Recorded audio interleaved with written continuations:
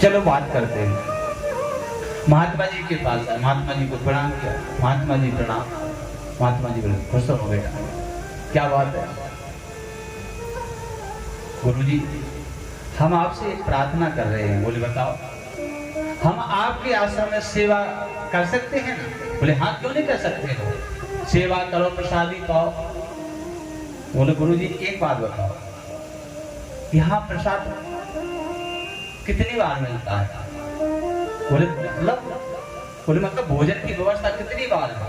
बोले यहाँ 5 पंगत लगती हैं, 5। तो बोलो गुरुजी अगर एक बात का बुरा ना मानो तो हम बोले। बोले हाँ बताओ। बोले हम 5 में बैठ सकते? गुरुजी बोले अच्छा खाने वाला, इतना भूखा? गुरुजी आप जो सेवा कहोगे वो मैं करता रहूंगा, लेकिन 5 बार पंक्तों में बैठने की अनुमति मिल जाए। गुरुजी बोले चलो ठीक है, बैठते रहना, कोई बात नहीं। अब वह भगवान की सेवा करने लगा। एक दिन एकादशी आई। एकादशी आई तो अब सुबह से जैसे उसने देखा, बोले आज तो चूल्हा उला कुछ चल ही नहीं रहा है, क्या बात है? गुरुजी के पास गया। बोले गुरुजी आज भंडारे की व्यवस्था। गुरुजी बोले आज भंडारा नहीं बनेगा। बोले क्यों? गुरुजी बोले तुम्हें पता नहीं है, आज एकादशी है, एकादशी के दिन व्रत रहना पड़ता है, ये मंदिर का नियम है। तो वो कहने लगा गुरुजी एक बात बताओ, एकादशी है तो जितने चेला हैं इनसे एकादशी करवा लो, हमें छोड़ दो। गुरुजी बोले नहीं, जो यहाँ रहता है उसको एकादशी कहनी पड़ती है। अब वो नीचे गर्दन किए ना कुछ बोले। गुरुजी बोले तो बोलते क्यों नहीं हो? हाँ ना का जवाब दो, रह सकते हो तो ठीक है, नहीं रह सकते हो तो आश्रम से निकल जाओ। अब बेचारा रह गया संकोच के मारे। कुछ बोले गुरुजी बोले हाँ बोलो। अगर एकादशी करवाई तो हम द्वादशी का मुँह नहीं देख पाएंगे। बोले इतने भूखे, तो इतनी भूख लगती है? बोले गुरुजी इतने चेला हैं उनसे करवाओ एकादशी, हमसे काहे को एकादशी करवा रहे? गुरुजी बोले है तो बड़ा भूखा। बोले एक काम करो तो। बोले हाँ गुरुजी। आश्रम में तो भोजन बनेगा नहीं, ये जो भोजन की सामग्री ले जा करके तुम नदी के किनारे जाकर के बनाना, वहीं पर खाओ, यहाँ नहीं बनेगा, यहाँ चूल्हा नहीं जलेगा। अब उसको बनाना नहीं आता। बोले गुरुजी बनाना तो आता ही नहीं है। गुरुजी बोले तुम जानो, तुम्हारा काम जाना है, आश्रम में कुछ नहीं बनेगा। उसने कहा ठीक है गुरुजी लाओ जो कुछ सामग्री, और मारता क्या नहीं करता, अब वो तो बनानी पड़ेगा। गुरुजी ने कहा कि कितना चाहिए? बोले 2.5 सेर आटा दे दे। बोले ठीक है, आज 2.5 सेर आटा दिया, उसी के हिसाब से साग के लिए सामग्री दे दी, आलू वगैरह, और लेकर के वो सामग्री लेके चला। और जब जाने लगा तो गुरुजी बोले रुक जाओ अभी, जब भोजन बनाओ तो पाने से पहले प्रसाद लगाना पड़ता है, प्रसाद लगा लेना भगवान को। तो बोले ठीक है। अब वो नदी किनारे पहुंचा, उसने भोजन तैयार किया, अब प्रसाद लगा रहा है वो भगवान को कि राजा राम आइए, ओ राजा राम आइए, मेरे भोजन का भोग लगाइए। राजा राम आइए, राजा राम आइए, मेरे भोजन का भोग लगाइए।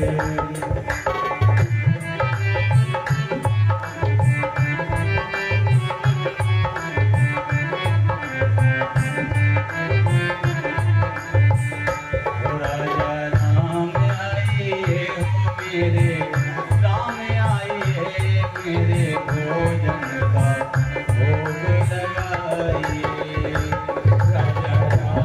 आइए, राजा राम आइए,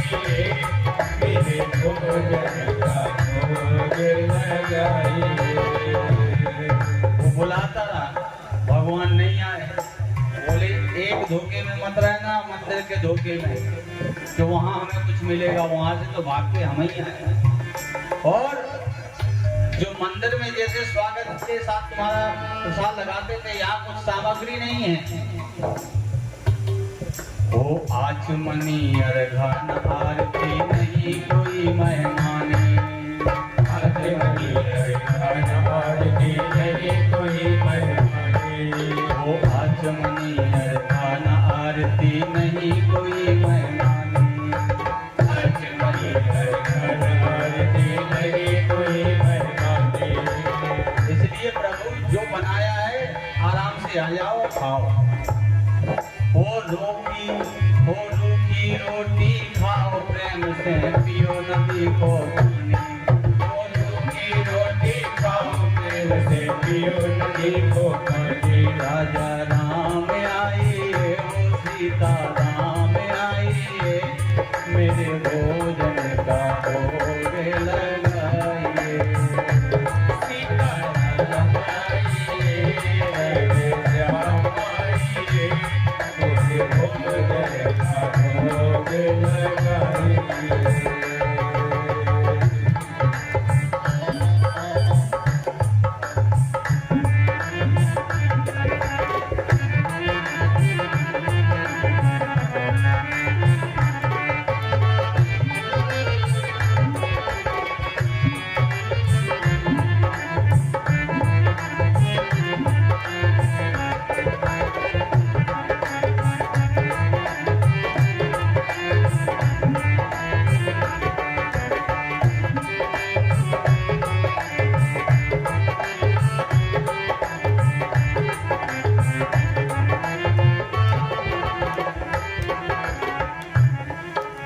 कहने लगा प्रभु भूल मत जाना, वो भूल करोगे यदि तर्जोगे भोजन रूखे सूखे, भूल करोगे यदि तर्जोगे भोजन रूखे सूखे। और हो एकादशी आज मंदिर में, हो एकादशी आज मंदिर में पड़े रहोगे भूखे। आज राम आइए हो मेरे शाम आइए, मेरे भोजन का भोग लगाइए।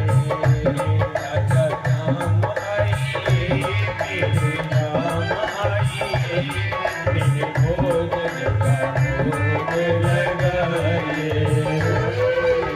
भोजन का भोग लगाइए, मेरे भोजन का भोग लगाइए, मेरे भोजन का भोग लगाइए। राम जी अकेले नहीं आए, सीता समारोपित वाम भाग, जानकी जी मैया आए। और जैसे उसने देखा तो दोनों की सुंदर जोड़ी देख करके बड़ा प्रसन्न हुआ, लेकिन सोचने लगा कि गुरुजी तो कह रहे थे कि एक भगवान आते, यहाँ तो दो दो भगवान आए। अब ये बात समझ में नहीं आ रही।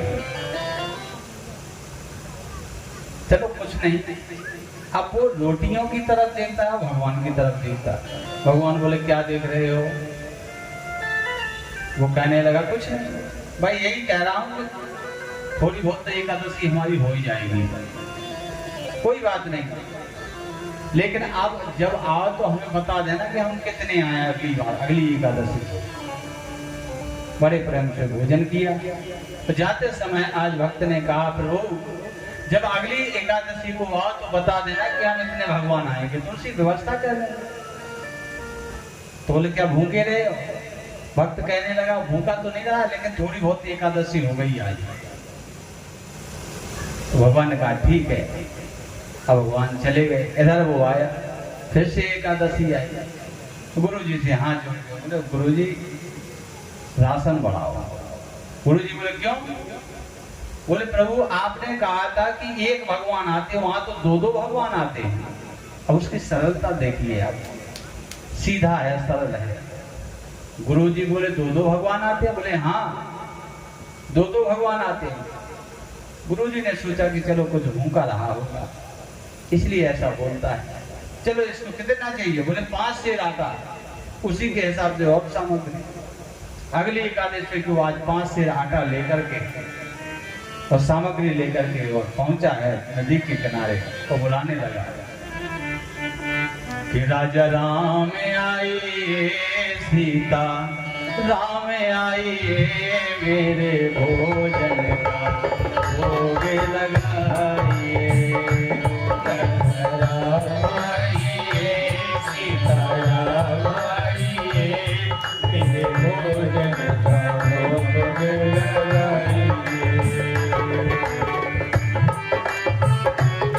राम आइए, मेरे भोजन का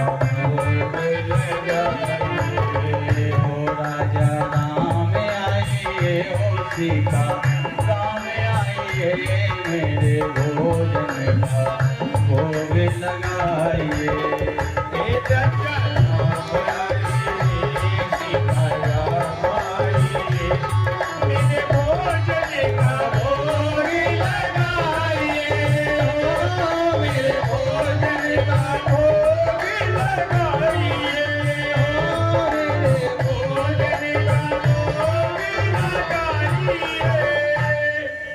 आज बुलाया तो भगवान श्री राम और जानकी, लेकिन एक सदस्य और बढ़ गए।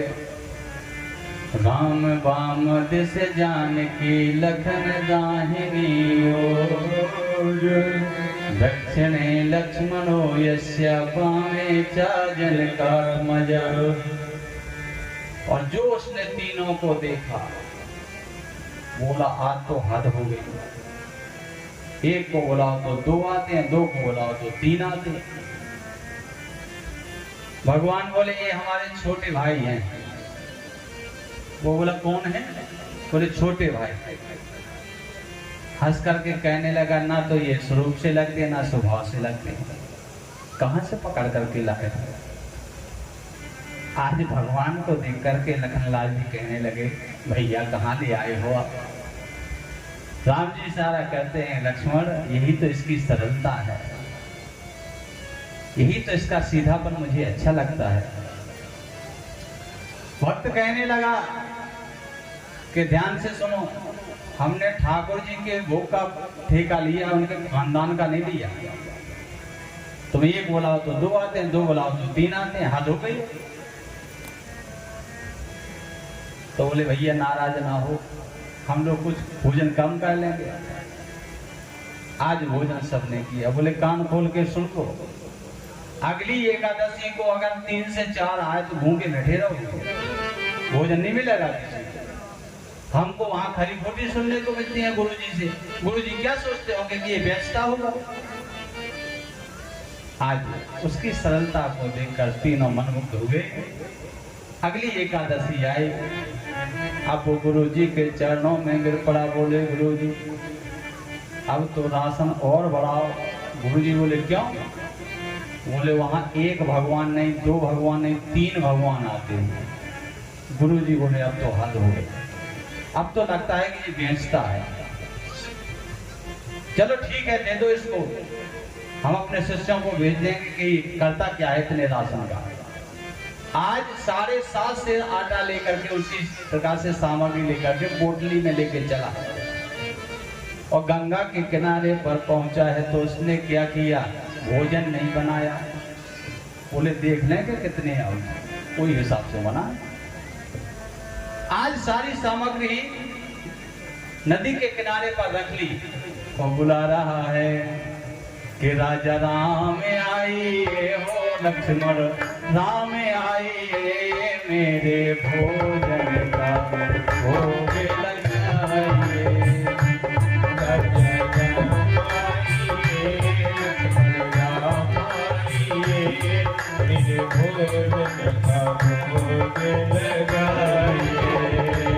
मेरे भोजन का भोग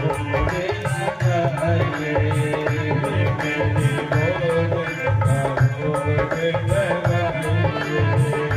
राजा राम आइए हो, लक्ष्मण राम आइए हो, सीता राम आइए, मेरे भोजन का भोग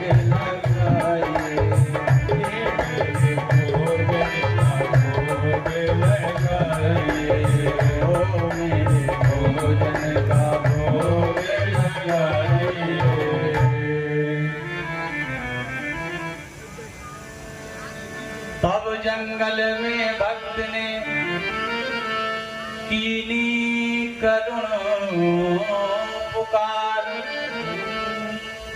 तब तत्क्षण में प्रगट भव सुदेव नाम तरुआ। जैसे ही उसने पुकारा, राम लक्ष्मण सीता भरत शत्रुघ्न और हनुमान जी महाराज, और जैसे ही भक्त ने आंखें खोली और दरबार खान देखो, बोले आप तो हद ही हो गए। अरे आत्मन खान छोड़ो, बन रही आ गए आप तो। भगवान कहने लगे भक्तराज क्यों आंखें बंद करके बैठे हो, कुछ बनाया?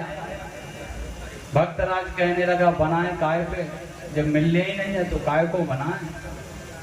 तो बोले फिर क्या करें? बोले जी रखा है तो बनाओ और खाओ, हमें कोई मतलब नहीं। भगवान राम जी मुस्कुरा करके कहने लगे भक्तराज आंखें तो खोलो। भक्तराज बोलो आंखें का खोले? अरे हम बंधन भी तो नहीं देख सकते, काय मिलने हैं नहीं। आज भगवान बड़े प्रसन्न हुए, बोले नाराज क्यों हो?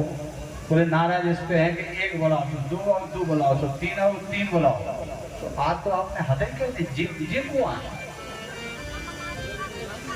भगवान बोले ये हमारे दोनों भ्राता हैं, भरत और शत्रुघ्न। बोले चलो ठीक है, लेकिन ये बंदर कौन है?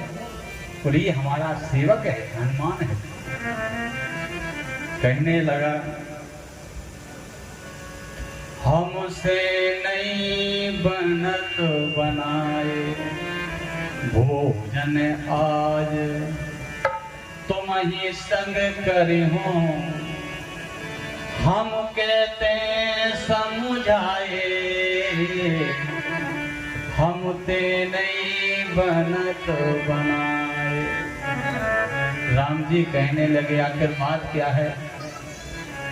कि मानुष की तो बात बढ़ानी, अरे मानुष की तो बात बढ़ानी, अरे बानर हूँ संग लाए, हम ते नहीं बनत बनाए। बोले महाराज बनाओ और खाओ, अब हमसे कुछ नहीं होता, हम तो आंखें बंद करके बैठे, कुछ बच जाए तो पालेंगे, नहीं तो सीता रहा।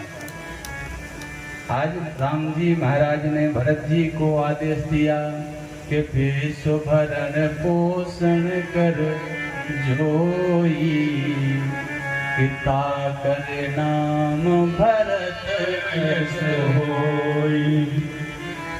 आज भरत जी को भंडारे का काम सौंपा है। श्री भरत जी भंडारे बनाने लगे, भरत जी भंडारे बनाने लगे, श्री भरत जी भंडारे बनाने लगे।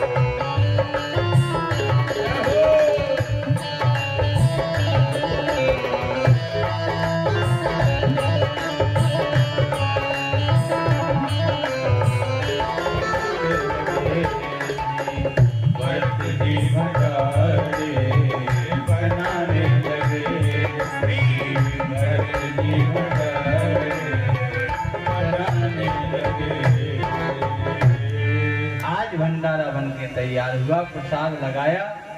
भक्तराज से भगवान श्री राम बोले पालो, जैसे भक्तराज ने देखा कि आज तो हद हो गई, इतने सारे लोग आ गए फिर भी बचा है, क्या बात है। राम जी से कहने लगा, प्रभु सच बताओ ये बचा कैसे, आप लोग भूखे तो नहीं रहे। राम जी मुस्कुरा पड़े, बोले भैया हम भूखे नहीं हैं, आप पाओ, आज प्रसाद पाया। तो कहने लगा कि प्रभु आज आनंद आया भोजन करने में। अब गुरुजी ने जो चेला लगा दिए थे कि देखो भाई ये क्या करता है, साथ में गुरुजी भी आए। लेकिन बंधुओं, आज भगवान स्वयं अपने हाथों से भक्तराज को प्रसाद दे रहे हैं, लेकिन दिखाई किसी को नहीं दे रहे, ना गुरुजी को ना गुरुजी के चेलों को। लौट के आया तो गुरुजी बोले क्यों, हमें तो एक भी भगवान तुम्हारे दिखाई नहीं दिए, तुम कहते थे एक बुलाओ तो दो आते हैं, दो बुलाओ तो तीन आते हैं, हमें तो कोई भगवान नहीं दिखाई दिया। बोले गुरुजी आपको नहीं दिखाई दिया, अभी तो हम भोजन करके आए साथ में सबने प्रसाद पाया। गुरुजी बोले तुम झूठ बोलते हो, नहीं सच में बता रहा हूँ, मेरे प्रसाद साथ में खाया सबने। आज गुरुजी उसके चरणों में लगे पड़े, कहने लगे भक्तराज तुम बड़ा सरल है, निश्चित ही तुझे प्रभु मिले होंगे, लेकिन आप मुझ पर भी कृपा कर दे, मुझे अपने रघुनाथ से मिलवाइए। आज उस भक्तराज ने जो ही पुकारा भगवान को, भगवान आए तो भगवान ने गुरुजी को भी दर्शन दिया।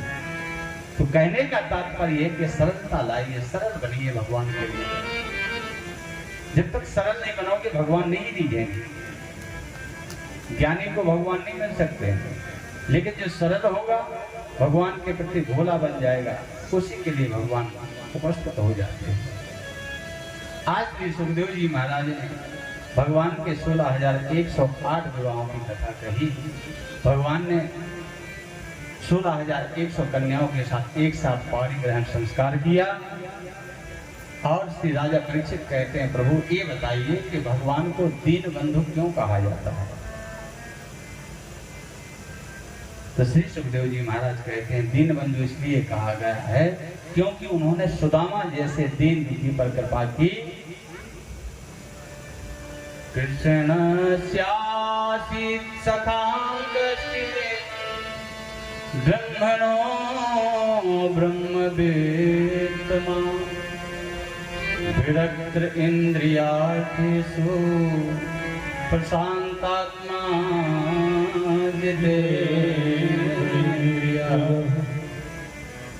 भागवत में सुदामा का नाम नहीं आया है। सुदामा नाम तो अन्य पुराणों का है और सुदामा के 6 जीवन की कथा आती है। सबसे पहले सुदामा जी महाराज, सुदामा से पहले शंखचूड़ नाम के राक्षस थे। इससे पहले वो केवट बने, केवट से पहले वो कच्छप बने और कच्छप से पहले उन्होंने एक ब्राह्मण के यहाँ जन्म लिया। उससे पहले वो आदिनाथ नाम के एक गंधर्व बने। 6 जन्मों की कथा, 6वें जन्म सुदामा जी आए। आज सुदामा का नाम नहीं है भागवत में, अन्य पुराणों से लिया गया। श्लोक कहता है कृष्णस्यासि सखा कश्चित् ब्रह्मणो ब्रह्मवेत्तमा। ब्राह्मण कहा है। श्री सुखदेव स्वामी कहते हैं राजन, भगवान के सखा श्री सुदामा जी महाराज। एक दिन सुदामा जी का जीवन कैसा है, विरक्त इंद्रियार्थेषु, विरक्त हैं, लोभी नहीं है, जो मिल जाए उसी में संतुष्ट है। सबसे बड़ा धनी कौन होता है? सबसे बड़ा धनी वही है कि अगर उसको 2 पैसे मिल जाए तो खुशी, और अगर 1 पैसा मिल जाए तो खुशी, और अगर 50 रुपये मिल जाए तो भी खुशी। सबसे बड़ा धनी वही है जिसको संतोष हो। नहीं तो व्यक्ति के पास कितनी भी दौलत रख दो, वो खोजता फिरता कि और दौलत हो जाए और हो जाए। एक गाड़ी आ गई, लगता है भगवान 2 गाड़ियां और कर दे, 2 हो गई, लगता है 4 कर दे, 4 हो गई तो 6 की चेष्टा करने लगता है। इच्छाओं की कभी पूर्ति नहीं होती। तो यही है कि जब इच्छाओं की पूर्ति जिसकी ना हो उसको दरिद्री कहा गया है। दरिद्री वह नहीं है कि जिसके पास धन नहीं है, दरिद्री वह है कि जिसके पास धन है लेकिन उसको संतोष की इच्छा व्यक्त नहीं कर रहा है, वो सबसे बड़ा असंतुष्टि दरिद्री है। सुदामा जी का जीवन पता है आपको? सुदामा जी ने कभी किसी से कुछ मांगा नहीं। अगर उनके यहाँ 1 किलो आटा है तो उन्हें मांगा नहीं किसी से। और जैसे ये फसलें कट जाती हैं और जो खेतों में पड़ा रहता है ना, सुदामा जी उनको बीन करके अपने घर का पालन पोषण किया करते थे। और सुदामा जैसा गरीबी का जीवन आज तक किसी का नहीं है। फटे कपड़े, बच्चों के लिए भी वस्त्र नहीं है, पत्नी के लिए भी वस्त्र नहीं है। एक दिन के लिए खाने के तो दूसरे दिन के लिए भोजन नसीब नहीं होता है। याद रखना, गरीबी एक ऐसी पाठशाला है कि सब सिखा देती है। गरीबी जैसी कोई पाठशाला नहीं है। गरीबी में पता लग जाता है कि कौन हमारा है और कौन पराया है। गरीबी एक ऐसा विद्यालय है कि इसमें हर ज्ञान आपको मिल जाएगा संसार का।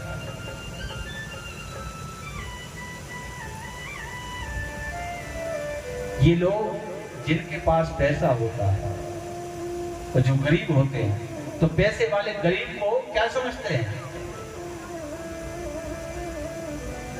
4 दिनों की प्रीत जगत में, 4 दिनों के नाते हैं, पलकों के पर ही गिरते, तब नाते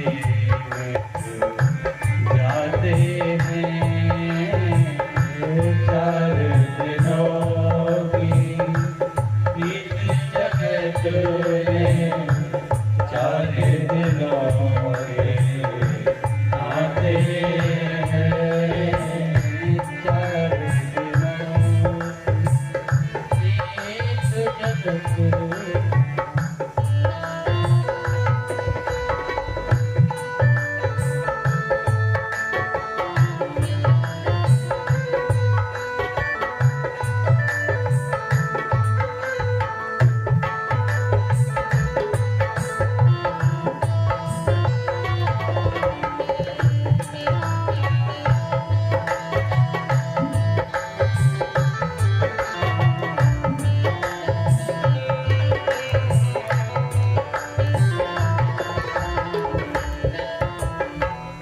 ये संसार का व्यक्ति है, मतलब कैसा है?